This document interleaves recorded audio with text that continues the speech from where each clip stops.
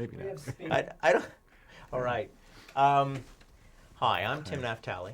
I'm director of the Richard Nixon Presidential Library Museum in Yorba Linda, California. It's October 7th, 2009, and I have the honor and privilege to be with Lee Huebner, who's participating in the Nixon Oral History Program. Lee, thank you for doing this. It's my pleasure, needless to say. Let's start. Please tell us about the Ripon Society in Cambridge. Well, that was a group that I got into when I first went to graduate school. I had grown up in Wisconsin, gone to Northwestern University, was just arriving as a history student, begin my graduate work. And I ran into Tim Petri, now Congressman Tom Petri from Wisconsin, still in the Congress, in the cafeteria line at the law school, and he said, "Are you still interested in politics?" I had known him from high school days, different high schools, but neighboring. And I said, "Yeah," and he said, "We'll have a group called the American Bow Group. And would you like to come to our meeting? It's patterned after the Bow groups in England, which were sort of halfway houses between Oxford and Cambridge and other universities, and Parliament for the Conservative Party, but thought to be kind of on the moderate side of the Conservative Party in Great Britain." So I went to the meeting, went to subsequent meetings. There were about 20, 25 people who would gather maybe once a month. And after one of the meetings, we went out for coffee, Tim Petri and I, and decided that the American Bow Group wasn't going to do it as a name. But we had met originally on the campus of little Ripon College in Ripon, Wisconsin, which is where the Republican Party is said to have been born in 1854, I think, as the party of Lincoln. And in the early 1960s, we interpreted that to mean the party of civil rights and of great Republican traditions, and on that issue above all. And so we proposed that we call ourselves the Ripon Society, and nobody had another name to suggest, and it gave a little aura of the past. And that's how the group started. And then we began to do research and writing on behalf of a kind of centrist politics. It was the height of the Kennedy era at Harvard, so we had the fun of sort of counter-programming. We were tired, we said, of apologizing to everyone around Cambridge for being Republicans, and tired of apologizing to Republicans for being at a place like Harvard or MIT or some of the other schools that were involved. And so we tried to hew out this middle course. Shortly after the Kennedy assassination, Tim again, Congressman Petri, wrote to Richard Nixon and told him about our group. Tim reasoned that Nixon had just moved to New York, he had lost the governorship of California, and maybe he'd be interested in new people, new ideas, and would be ready to encourage a group like this. Nixon invited a delegation of us to come to have lunch with him in New York in December of '63. And that's how I first met Richard Nixon, and began sending him things I wrote, and he was very responsive. At one stage, he offered me a position on his staff. If I had gone then, I would have been among the first of the new group he was collecting. That was the time he was hiring Pat Buchanan and Ray Price and others. I was finishing my doctorate at Harvard, so I did not break to go back full-time, but I did take a break for a month or two to travel with Nixon in the fall campaign in 1964. One of the few times he was not in office, but nonetheless campaigning nationally, trying to salvage what he could out of what turned out to be the Goldwater debacle electorally. And so that's when I got to know him a little better.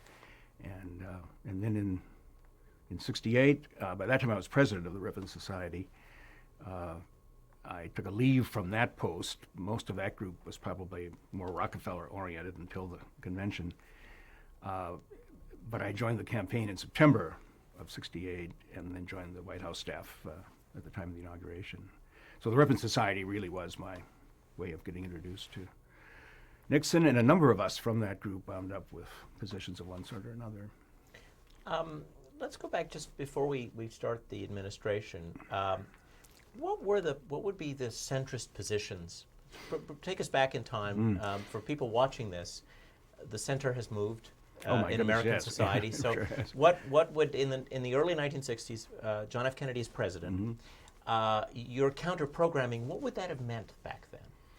What were the issues? Well, as I said, the organizing momentum, I suppose, came on the civil rights issue.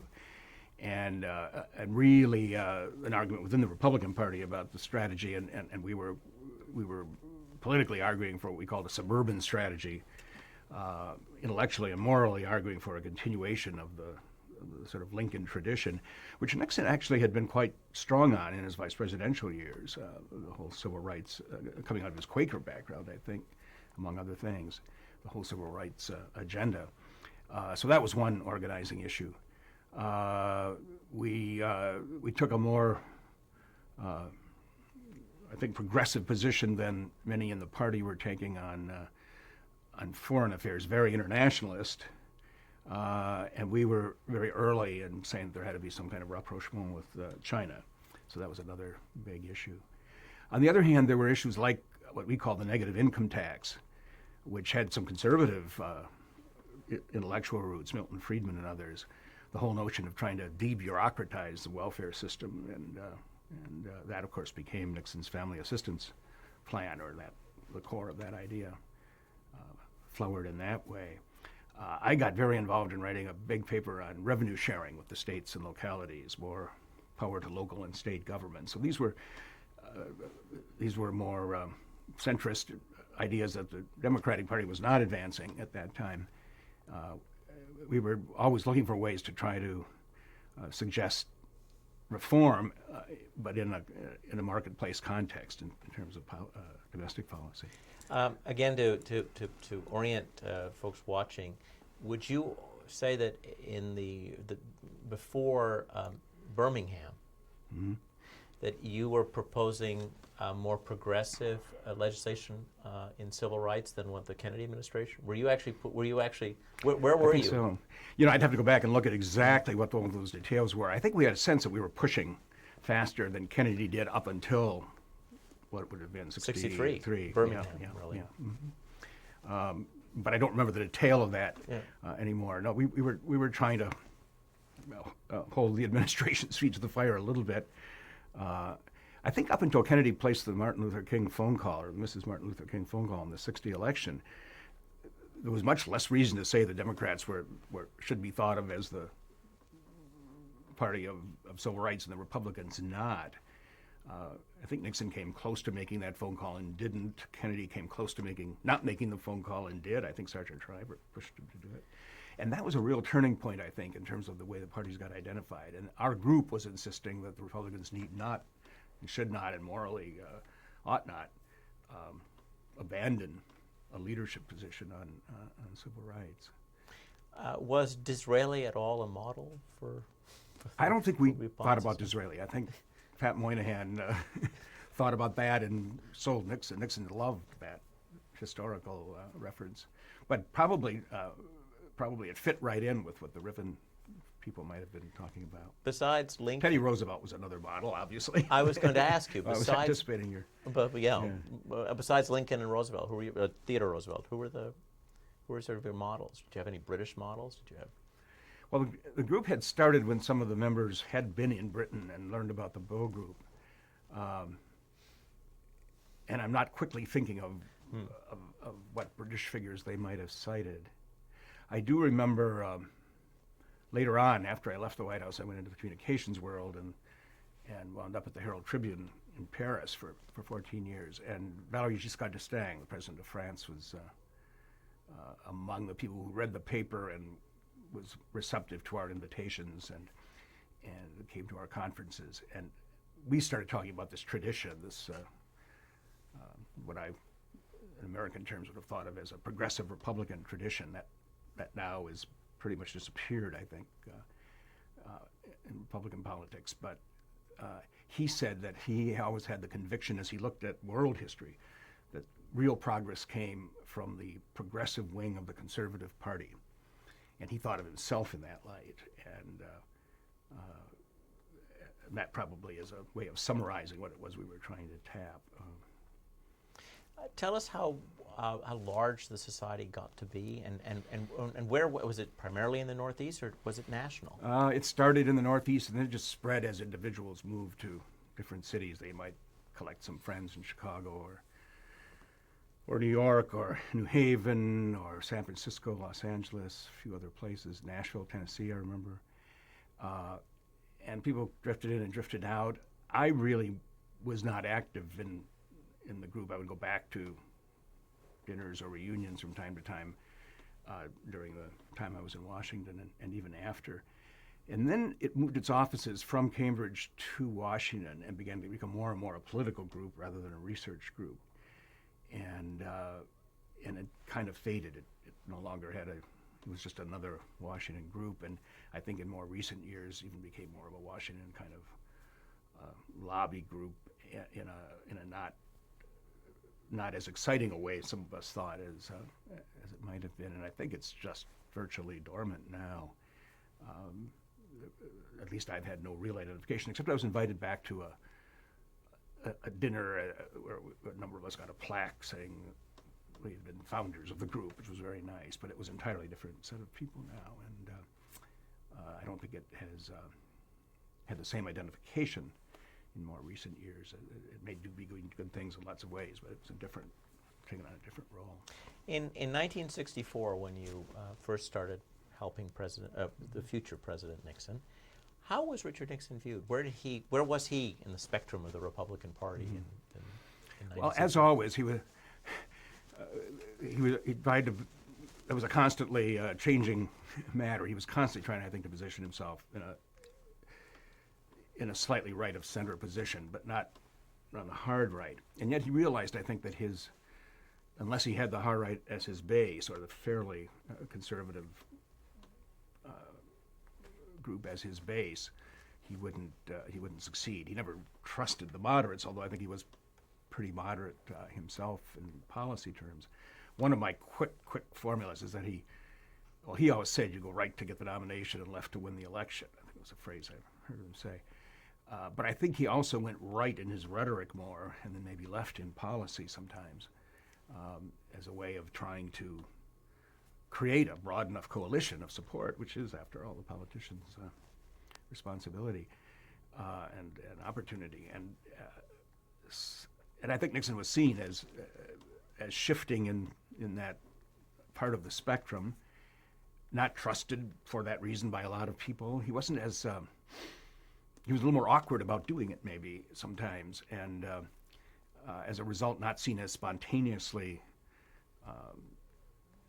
organizing a broad coalition, but rather as manipulating and changing his position, and Tricky Dick and the new Nixon, a constant series of new Nixons as he calibrated. And I also think he was so pragmatic that he had certain basic views, but within that he was perfectly willing to adapt and adjust to try to assemble this coalition of support. And I think insecure enough about his personal appeal so that he always had to calculate what it is he might say that would attract another element to his side. And some people admired that political skill, and others deplored or at least criticized the ultra-pragmatism that seemed to be involved. I think, and then I think what would happen is that people met him personally and saw his mind at work, and particularly when he would do these wonderful tour d'horizon foreign policy tours of the world, where he would examine the politics of all these different places from the inside. I mean, he was like the master of the political craft, talking about the local perspective that one would have if one really knew the politics of foreign situations.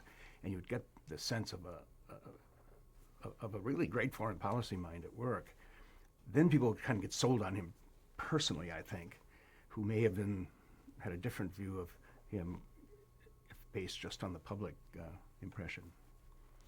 Did you do anything in the '66 campaign? No, I wasn't involved in that, except as an observer. That was fascinating. And that, of course, is what he kind of sealed his role as the Republican leader once again. So tell us about '68. How'd you get back involved? I remember going to the convention as a Ripon Society observer, and I must have talked to somebody there and expressed an interest in getting into the campaign. And then I got a call. I can't remember who called me. Invited me to join the campaign. Keogh was not yet. He came on after the campaign, if I remember this correctly. I got a call from him in December inviting me to join the White House staff. I remember that conversation very well. But I can't remember how I got. I remember going to New York, I think on Labor Day or after Labor Day, and locating at was at 450 Park, the former American Bible Society headquarters, where we walked in under an archway every morning during the campaign that said, "You shall know the truth, and the truth shall make you free." Appropriate, and enjoying that fall in New York, and doing a lot of writing. Helped to compile a big set of books. One was called Nixon on the Issues, and the other was called Nixon Speaks Out. And this was an effort to say what was not always evident on the campaign trail, and that is that Nixon had addressed substantive issues quite a bit, usually in radio speeches, even though the strategy of the fall campaign was to play it relatively safe and not to be too provocative on issues, and not to let Nixon be exposed too much to press conferences and other less formal events. And we watched the sand run out on the campaign. Nixon had a big lead in September, and it came down to nothing by Election Day virtually. But most of that was a Wallace vote, I think, going back to Humphrey. But that was my perspective on the campaign, sitting there with a lot of free Pepsi Cola and Fritos, because Don Kendall had been a big supporter, and so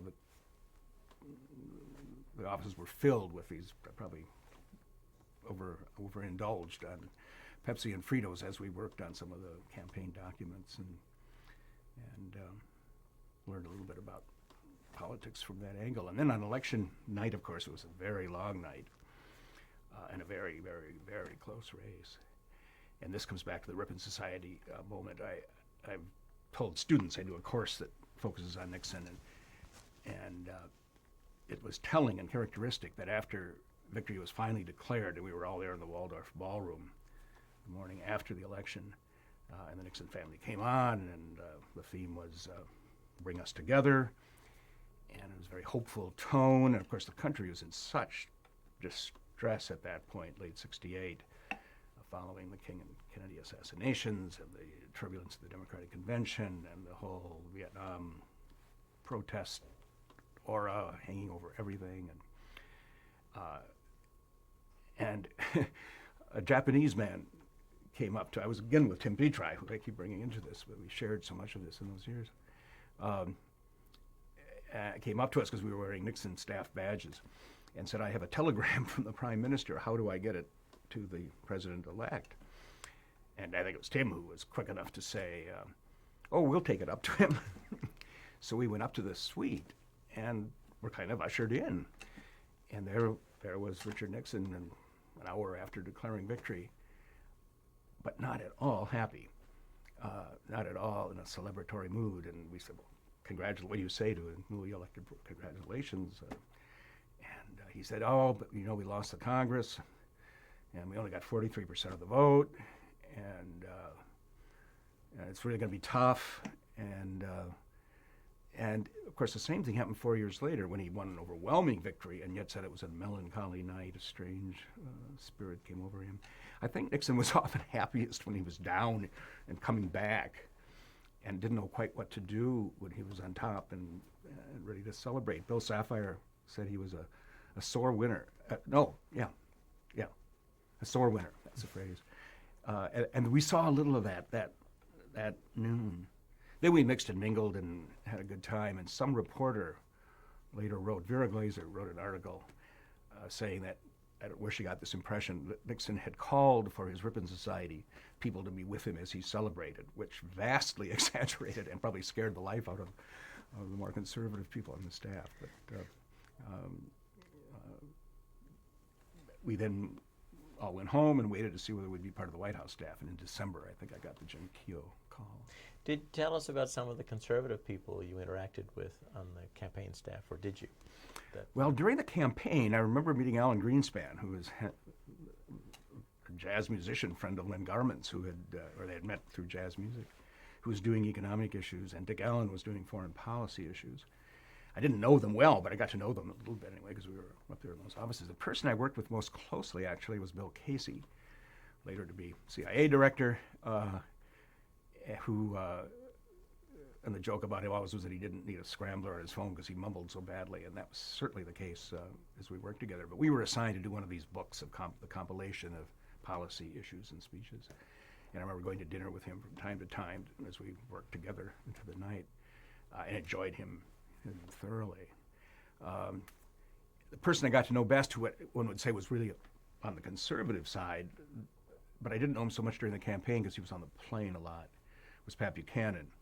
But I'm still in touch with him, and I always have cited that as an example of how really good friendships could develop across these ideological lines. Although we were viewed as on opposite ends of the Nixon spectrum, probably, nonetheless had a good personal relationship, I think, and that was a different era. I think ideology polarized things less, even for people like Pat, who were very ideological. Did Bill Casey ever tell you OSS stories when you were? I don't remember that. Maybe he did, and of course, at that time he wasn't. He was just another stranger I was meeting in the office, and I didn't know all about his history, and of course not about what he was going to do. But he didn't know that either. Nor did he. Yeah. You said you remembered the call from Jim Keogh. Tell us about the call, please. I was at a Ripon Society conference at Princeton, on the campus of Princeton Inn, and I was called out of the meeting. I must have left phone numbers everywhere I went for days or weeks then. And he just said, we'd like to have you join the White House staff. I don't remember the language of the conversation so much, except that the reason I don't think he was playing that role in the campaign, or maybe he started to, and I've lost track of the time. That was the first time I really remember talking with him. And my memory may be bad on that point. But he turned out to be just a really wonderful leader with all of those personalities, the Sapphire, Buchanan, Price, people, Bill Gavin and John McLaughlin for a while, and others. He had such an even-keeled temperament, was such a gentleman that he really made everything work. And then Ray Price came in after Keogh went to the USIA as director, and Ray Price, of course, was a wonderful, calming influence in that environment. So I was very lucky. And then Dave Gergen took over the position when Ray Price went to a counselor to the president role. And then I was made deputy director with Gergen, and Gergen really did the management of the interaction and was wonderful. He was a wonderful colleague. And I did a lot of the editing, the actual on-paper editing work of the writers. That was the last year by that time. So it was a great association, set of associations there. Some viewers will think of speechwriting staffs as the faithful putting out the line, but that's in an era of extreme partisanship. This is a very interesting group of writers. You've hinted at this in talking about Pat Buchanan, but you didn't agree. No, not at all. A lot of good arguments back and forth, absolutely, and people with their own agendas. Now, try to explain to us, because I've heard it said that what you all did was you studied Richard Nixon's language so that all the speeches sounded like him. You had to try to. Yeah. Since you didn't agree, which Richard Nixon were you each representing? Well, there were many Richard Nixons too. I mean, I still handle my memories of Richard Nixon by thinking of two different persons, at least, and that complexity helps me explain what are sometimes views that aren't consistent. I think the differences within the staff were partly on questions of philosophy and policy, but I think Nixon used the staff people also for different occasions depending on their style of writing. So a really good, hard-hitting man on the street kind of speech, Buchanan would have the natural rhythm, or Bill Gavin even is another wonderful example of a really good writer who would write from this kind of populist perspective. And Ray Price was the one who would do the more philosophical, lift of a driving dream kinds of grand theme, sense of history speeches. Sapphire would have the zinging one-liners and the wit and cleverness that would be appropriate on other occasions. And I wound up doing two things mostly. One was what we called Anecdotes. I'm getting away from your question a little bit here, but which were kind of a Chinese menu of bits and pieces, colorful material that Nixon could hang like ornaments on a tree on whatever outline he was using, and then speak extemporaneously, but have these points of reference. They might be quotations or historical references or statistics or good lines or jokes, if one could. Little things that would brighten up, and he called me the anecdote man. And because I'd studied history and stuff, I had a lot of fun going back into the historical record and trying to find ways to illustrate a point or bring it alive. So that was one of my assignments. The other assignment that I did a lot of, and we all did, but tended to fall more to me, were things that were never spoken. They appeared in written form, chiefly messages to Congress laying out the details of the legislative programs. And then I would get deeply into policy, sitting in on endless meetings with the policy people, but being the writer at the meeting, and then trying to take that into a draft, which would be circulated, and another draft would emerge, and all of that. And I spent a lot of my time doing that. Ray Price made a wonderful comment, and this does go back to your question.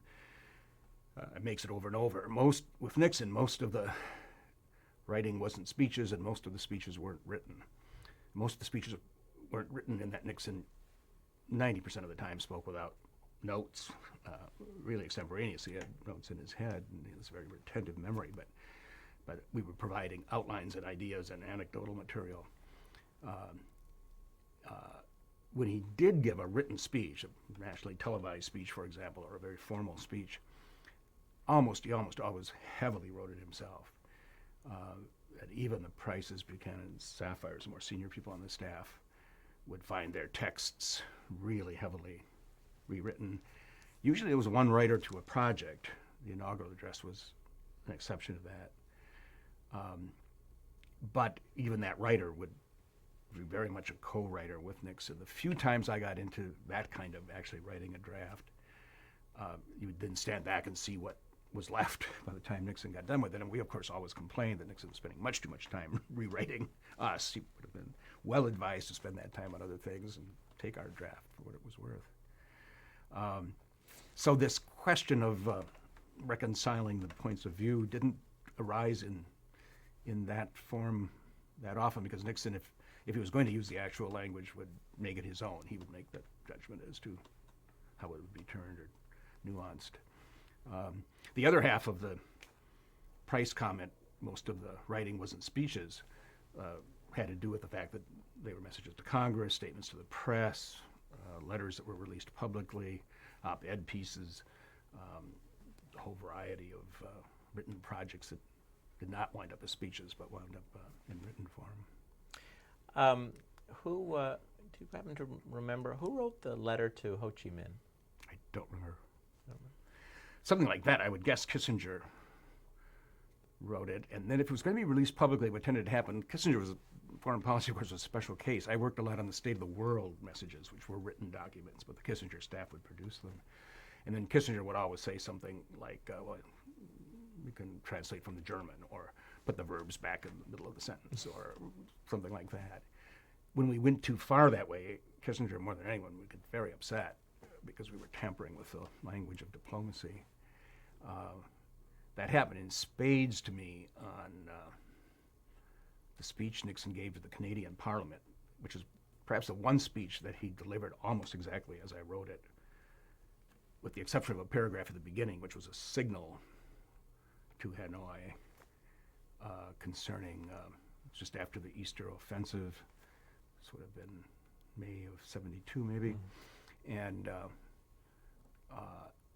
And the language had been carefully chosen to respond in just the right way. The decision Nixon was making that kept him from worrying about the Canada speech was the decision to mine the harbors in Haiphong, which was one of the bold decisions he made, because it even went against Kissinger's advice. It was a very tough decision.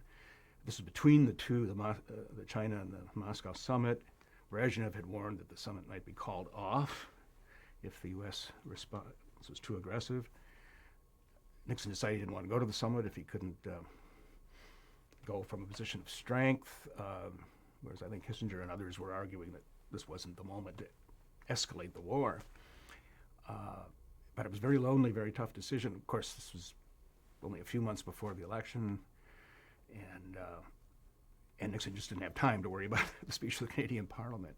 So he delivered that speech pretty much as I wrote it. It was the one time I could say I wrote a speech. But I later learned from the archives. So it better.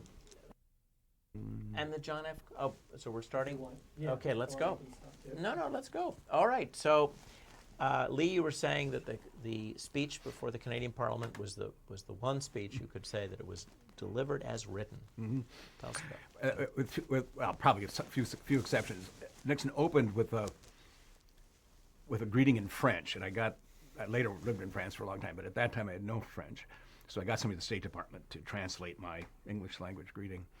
And Nixon delivered it in French, which was entirely appropriate. And then he added his own line. He said, I checked my French diction with General Walters, who was his translator, the great linguist. And he said, oh, you'll be fine, Mr. President.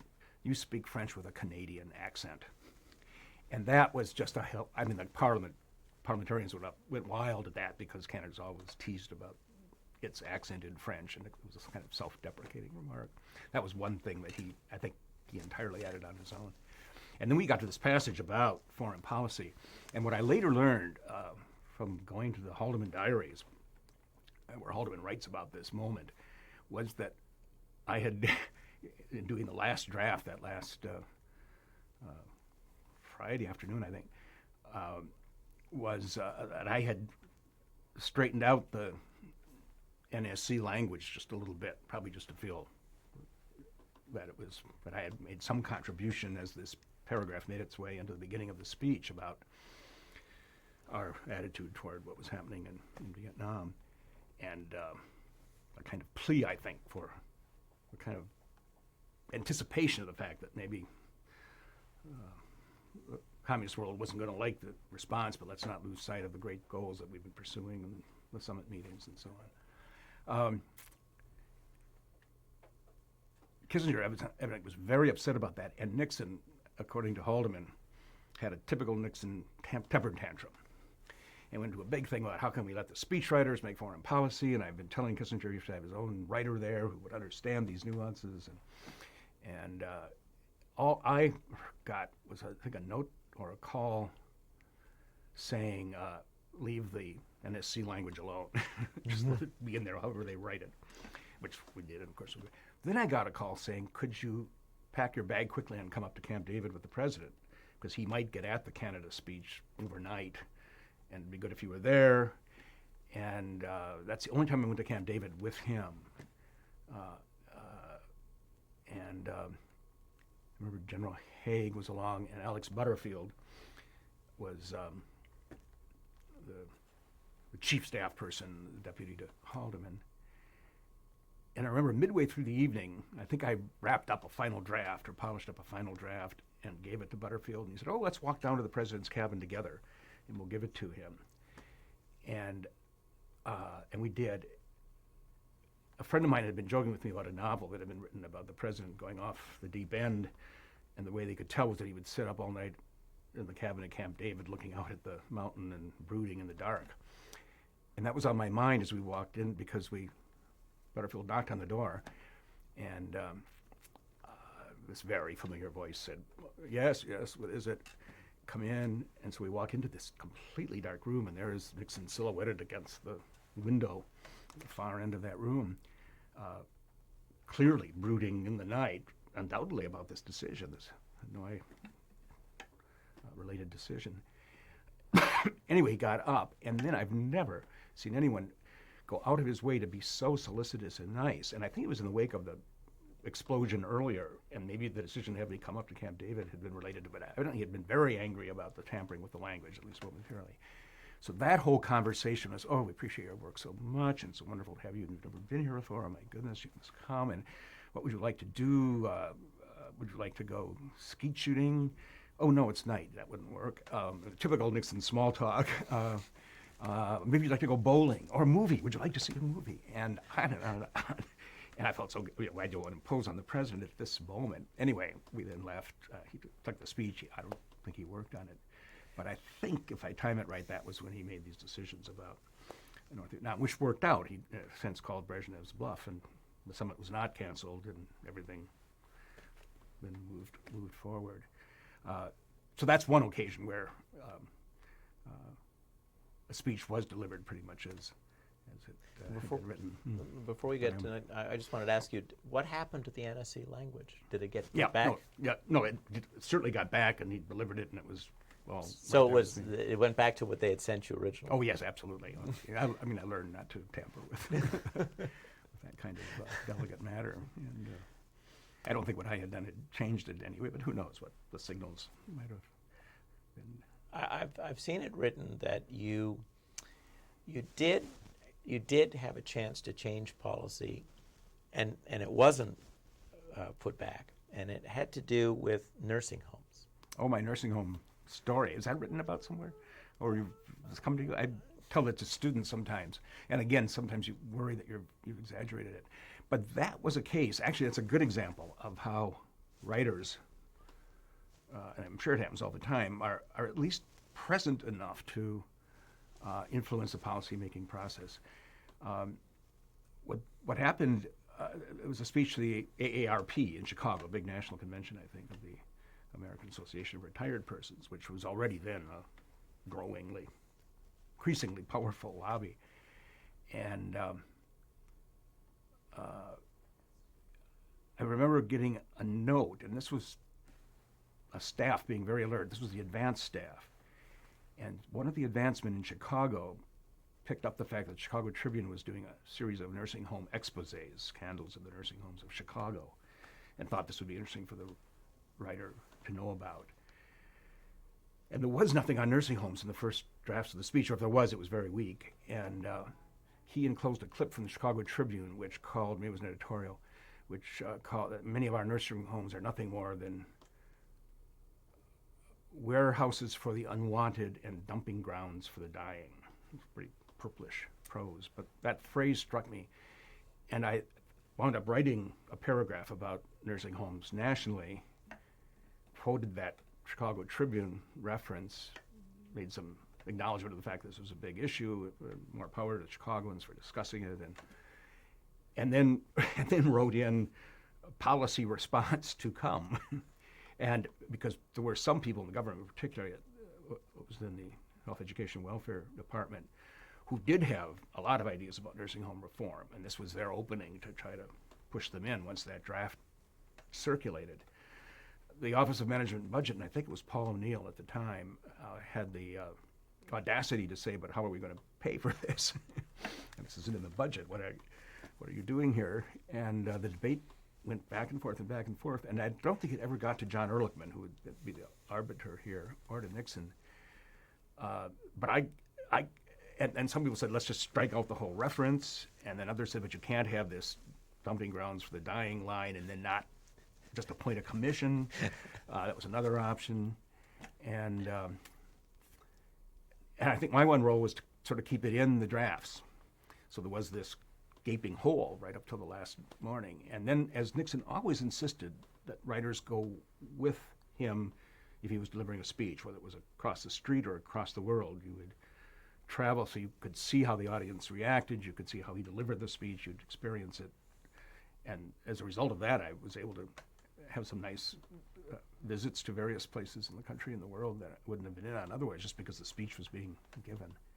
On this occasion, I was on the plane, I remember. We were on our way to Chicago, and Ehrlichman came back and said, the president wants to keep the section in, but we don't have enough information to make a policy decision, so just put something in there that sounds good. And so some kind of weak line about we're going to give this our full attention, or some way of... When Nixon got to that point in the speech, he delivered this line about dumping grounds for the dying and warehouses for the unwanted. And then he sort of stood aside and looked up and he said, and let me promise you this, as long as I'm president, or some other formulation, check the language, not 1 cent of federal Medicaid or Medicare money is going to go to a substandard nursing home. Well, it was a claim that he couldn't sustain, and I may have made it slightly more, but it was not 1 cent of federal money should go to a substandard nursing home. And he felt it so deeply, and that, then there was a huge ovation, and that became the lead in the story the next day. And and all I could say, well, I had felt good because I'd given him a chance to be at his best. I like to say at that time, in a self-flattering way, to really show his passion on this issue. His parents had both died in nursing homes, and he evidently hated visiting the nursing homes they were in. He was sensitive on the nursing home reform issue, but it would never have come out had the Tribune not been running that series, had the Advance Man not alerted us to the fact that this was on the minds of Chicagoans. It would have been a shame for the president not to mention it. And then Nixon did have a chance to make a very, I mean, I don't quote it exactly right, but he made a very bold commitment to nursing home reform. What had you written for the line? I mean, your I line don't wouldn't have remember. been that. I must have those drafts around somewhere. You probably have them. But you must have been surprised. Oh, I was surprised at the way he took it and ran with it. Yeah. Did you know? But he did that from time to time. He would go off. You'd get him started on a line, and in his extemporaneous speeches, sometimes to our embarrassment. This is back in the Anecdote front, trying to think of some clever way in which he could sign an education bill, which he had vetoed a couple months earlier. And the veto had been well publicized, and the bill that had come back from Congress had been improved in his eyes so that he could sign it. The line that I suggested was that a school teacher had written to him after he had signed the veto message. And of course, you don't actually sign a veto. A veto is an absence of action rather than action, but they had staged this so that Nixon could sign a veto message. And his signature had appeared in the photo that was used in a lot of newspapers at the time of the veto, his hand signing the message. So the line I came up with, it's kind of Nixon-y, I thought, was a school teacher had written in and said, I applaud even though I'm a school teacher, I applaud your veto of this bad bill. I can only give you a C in penmanship, but I give you an A in statesmanship. Although I thought that was I wasn't very good at that kind of writing, but that was a good Nixon line.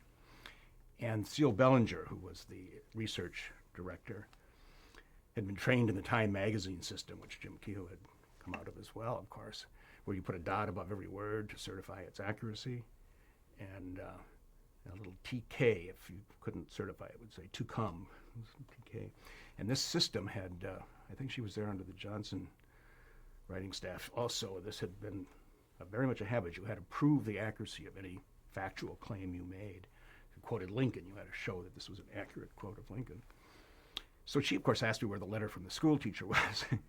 And I, of course, said, well, this is poetic license. I'm sure there must have been lots of letters from school teachers, but the line's too good not to use, the typical writer's arguments. And I think Kehoe overruled her and let the line go forward. Well, we might have known. Nixon, and I think I said, look, if there's ever a problem, my mother's a school teacher in Wisconsin, I'll get her to say she wrote it. It was not very admirable posture, but we were stretching to be helpful. And when Nixon got to the line, he said, I want to tell you about this letter. And the way I remember it, I'm probably some hyperbole here, one of the letters that meant the most to me was this letter from a school teacher. She lives out in Iowa, he said.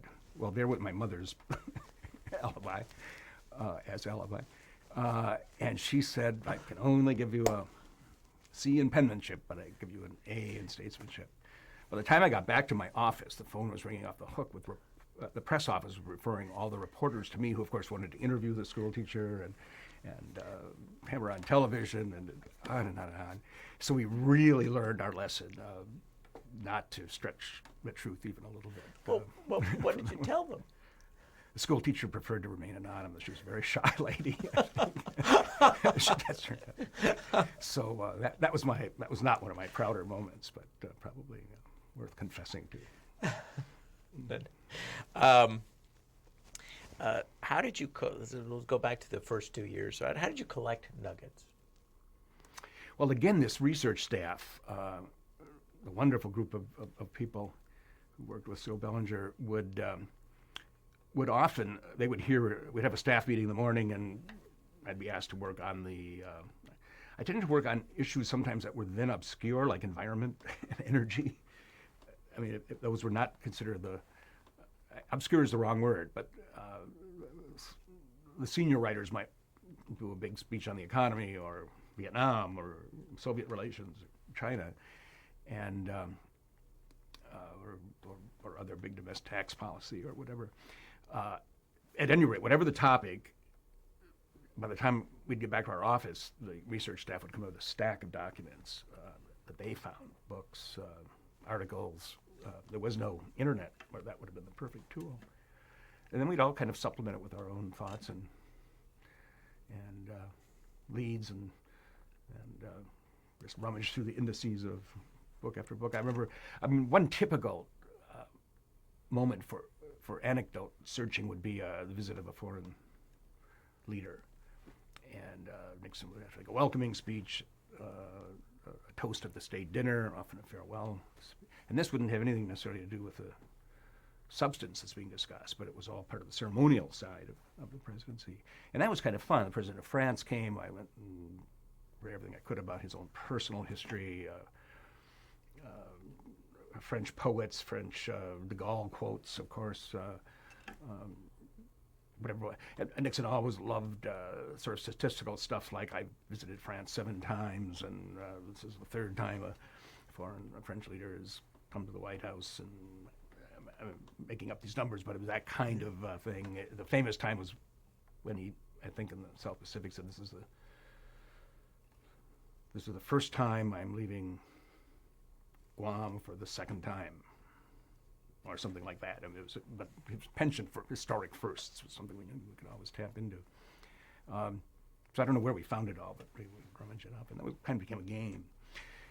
There is in a book called The Secret Memos or something, a book that came out after Watergate, but there's an effort to use the federal government's files to embarrass anything that was slightly behind the scenes and maybe embarrassing. It was collected in one big fat book of the Nixon memos, I guess.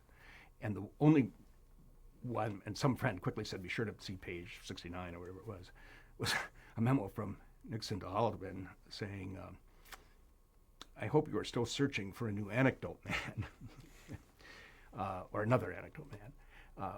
And then it goes on, Huebner is the best one doing this now, which was very nice. But, and then he made a very telling comment, which has become a theme of my teaching since.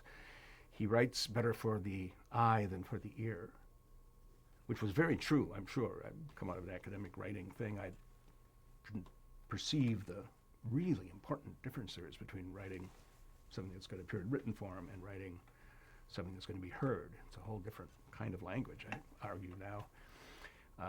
So he said, so it would be good if we could find someone else. But meanwhile, keep him on it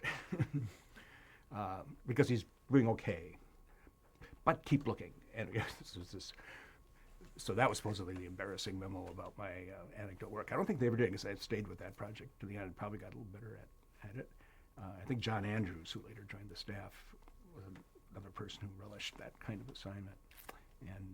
And then, of course, you'd stand back and keep score and see how many times one of your anecdotes made it into the speech. And sometimes they'd make it into the informal extemporaneous speech. Sometimes they'd come in mangled form. Nixon would express them in a different form, which we sometimes thought mangled them, probably. But for example, whenever there was a state dinner, we'd be invited to dress up in whatever white tie and tails or black tie or whatever, and come and have the state dinner, but down in the social secretary's office. And then when it came time for the toast, we go up and literally put our ear to the door or open the door a crack to the state dining room and listen in as the toasts were delivered. And then we got to mingle with all the guests afterward. So it was kind of a neat perk. And especially since I had that assignment, I was at a lot of the state dinners as a ear at the door, and had wonderful memories of White House evenings. You went on a European tour in 1970. Yeah. How did that happen, and what do you remember of it? I think I again had worked on the remarks that were going to be given. And I do remember working with the National Security Council staff some, because the remarks sometimes took on a policy tone. But mainly, I think I was digging out anecdotes. And that was an extraordinary experience. I remember being, I think, sitting with Hal Sonnenfeld, the key European advisor to Kissinger, a wonderful, wonderful public servant and person. And he kind of mentored me through the trip. And one of the things I think he told me before the trip was, be sure to bring your tuxedo along. And I said, but I'm not going to be invited to any of the dinners. He said, you never know. So Italy was the first stop. The second stop was Yugoslavia, and there was a small working dinner with Tito. And Ron Ziegler, the press secretary, got sick. And I got a call saying, can you step in for Ron? Do you by any chance have your tuxedo along? And so there I was at a dinner with Marshal Tito and his aides. That was just fascinating, which I would have missed out on without that little bit of practical advice. Then we went to Spain. And Franco was still in power, and there I stood outside the gates of the palace and looked on at the dinner, because no reason the writer should have been invited to the dinner there, but it was a contrast one night to the next. Then Ireland, or England and then Ireland were the last two stops. So it was a wonderful experience. And then Hal Sonnenfeld gave me the best advice of all, which when we flew back to Washington, Bill Safire suddenly appeared. And he was working on whatever Nixon's next speech was going to be when Nixon returned to Washington. And so suddenly I was bumped off of Air Force One, because my functions were pretty well over, except I was supposed to write the welcoming remarks for Vice President Agnew when Nixon came back. We got back to Andrews Air Force Base. And I was going to just say, oh, gee, do I have to? I was going to make a little protest or something, just for no good reason probably, until Sonnenfeld said, we are going to be the ranking people on the backup plane. Air Force Two, I suppose it was called, or whatever. And we were. So we sat in the president's cabin. We were royally treated, had the experience of flying on Air Force One the way the president does, rather than the last row of the last section. And from that second plane, I was able, which is a duplicate, perfect duplicate of the first plane. I guess they alternated use. I got to see that side of the White House life and send my remarks back to the White House to be given to Agnew to do whatever he did with them. So I think of those little anecdotal, atmospheric things when I think about that trip. The remarkable thing, from a policy point of view, was that in Italy, we were in Italy when Nasser died, and everyone assumed that Tito would go to Nasser's funeral because they had been associates in the non-aligned movement. And he didn't want to cancel the Nixon trip, the Nixon visit. So we did go to Yugoslavia, and what was in Yugoslavia, and visited Tito's, the little cottage where Tito was born. And Tito and Nixon were standing at the window looking in on a muddy day at the bedroom, and the translator translated Tito saying something like, I was born in that bed. And Nixon said, oh, that's interesting. And it was just, it was a photo opportunity that was presumably wonderful, but it wasn't all that much to talk about until they got back in the car and tromping through the mud around that little cottage.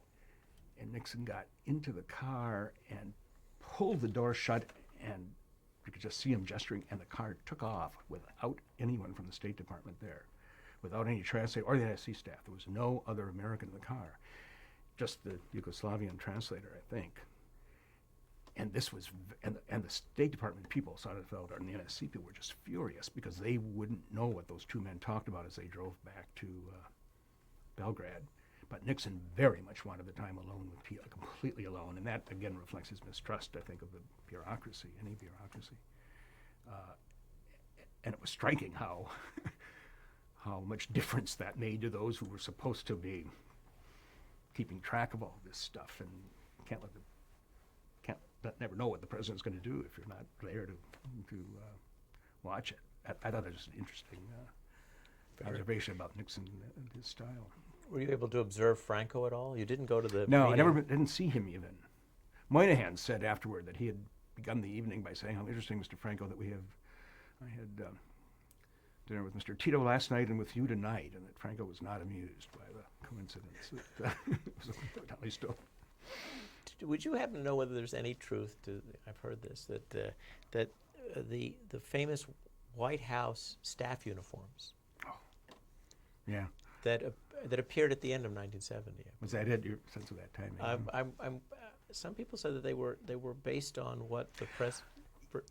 I read that, I guess, that he was so impressed by some of these wonderful medieval, glorious ceremonial uniforms that he wanted to do the same thing at the White House, but they were just laughed out of. I mean, they only lasted for one day, I think. There was so much. They were ridiculed. They're in the Smithsonian. And, Are they? And Oh, really? We have a few pieces. Oh, is that right? I Yes. didn't know that. I remember thinking what kind of absurd too. But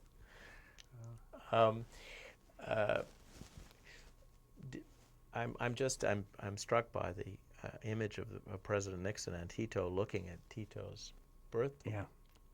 Yeah, that was an image that stuck with me for some reason over all these years. Not that it meant anything really, but I think they were bonding on the born in humble circumstances theme, probably, and rising to great power. Did you go to Buckingham Palace when you were in England? No, I think the staff flew from Madrid to Dublin, and Nixon just made a side trip to meet. Who would it have been? Heath Wilson. Can't remember. 1970. At Heath. Heath, yeah. I think at wherever the summer or the country home of the Prime Minister was at Chequers. the time. Chequers, I guess. I think that maybe happened. So, but then in Dublin, I remember sitting next to it may have been Jessamine West, one of the Quaker Irish Nixon, I think a cousin of, and that theme came out. And then I managed as an anecdotal matter. I'm getting into all the trivial stuff that's more fun to remember here, but I was asked to suggest anecdotes for his little talk at the Irish cemetery, where his ancestors, I think the advancement found some stone that said Millhouse and claimed that was an ancestor. I'm not sure that they authenticated that it was, but maybe that was the cynicism of the staff at that time speaking. But so I found an Irish cemetery joke, which fortunately Nixon did not use, but I was so proud that I had come up with even a piece of humor for that occasion. And it was an old-time Irishman looking at all these stones and cemetery and saying, "Oh, here's a man who lived to be 100." And the question is, "Oh, what was his name?" And the answer was Miles from Dublin. It's really stupid. But again, I prevailed on Jim Keogh, I think. "Oh, please send that in. Where else do you find an Irish cemetery pun?" So I had no shame, I guess, on that occasion. Anyway. But that was how hard we were scrambling for material to feed this. Nixon had this wonderful appetite for little pithy things that he could dress up his In speech. the spirit, I can't imagine that you looked for a joke about the Spanish Civil War, though. Probably not. Probably even I was not quite that reckless. Let's stop here and shift to another tape, Great. please.